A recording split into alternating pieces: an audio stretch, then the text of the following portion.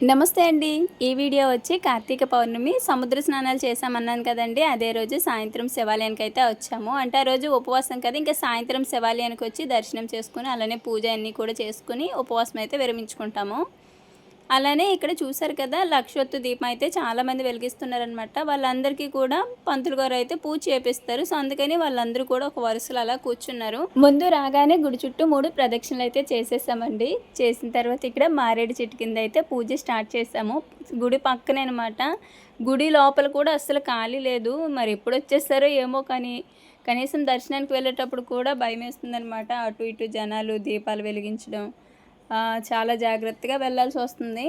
పైగా ఇక్కడ శివయ్యకి ఇష్టమైన మారేడు చెట్టు కింద అయితే ఈరోజు పూజ అయితే చాలా మంచిగా చేసుకున్నాము.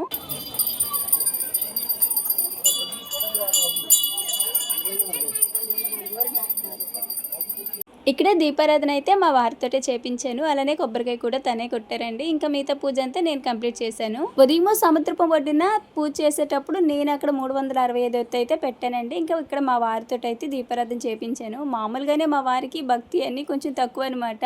సో, ఇలా సంవత్సరానికి ఒకసారైనా వెలిగిస్తే సంవత్సరం మొత్తం కవర్ అయిపోయిద్దిలే అని నాకు చిన్న సాటిస్ఫాక్షన్. అది కాకుండా ఇప్పుడు ఇంట్లో పూజ అన్నీ భర్తే చేయాలని చెప్పి అదొకటి వస్తుంది కదా! ఈళ్ళేమో డైలీ చేసే రకమైతే అస్సలు కాదు. సో, అందుకని ఇలా ఒక్కసారైనా సరే వెలిగించేస్తే మనకి కూడా ఇంకా ఏ టెన్షన్ ఉండదనమాట. సో, నాకైతే ఈరోజు మా వారు వెలిగించినందుకు ఈరోజు పూజంతా బాగా నచ్చింది. ఎందుకంటే చాలా తక్కువ తను ఇలాంటి వాటిల్లో అంటే పూజలయ్యి ఇలాంటివి చేయటం. సో, అందుకు. ఇంకా చూసారు కదా! ఎక్కడ ఖాళీ లేదు. ఎక్కడ వీలైతే అక్కడ అందరూ ఇలా ఉసిరి చెట్టు అనమాట ఇది. ఫస్ట్ ఇక్కడే చేద్దాం అనుకున్నాము. కానీ మా 3 ప్రదక్షిణలు అయ్యేసరికి చాలామంది జనం వచ్చేసారు. పూజ కంప్లీట్ అయిపోయిన తర్వాత నెక్స్ట్ దర్శనానికైతే వచ్చామండి. ఇక్కడ నాతో పాటు మీకు కూడా దర్శనం అయితే చేపించాను. చూడండి మొత్తం గంధంతో అనమాట. చాలా మంచిగా అయితే పూజ కూడా చేశారు పంతులు గారు.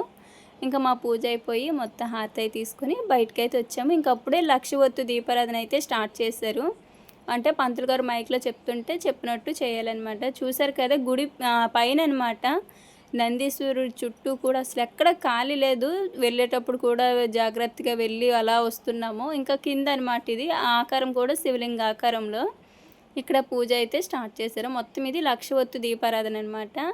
సో, ఇంకా నెక్స్ట్ మేమిక్కడ దీపాలైతే వెలిగించాము. ఇవి స్వాములు వెలిగించేయంట. ఇంకా మేము కూడా వెళ్ళి చెరొక దీపం అయితే వెలిగించామండి. ఇంతేనండి.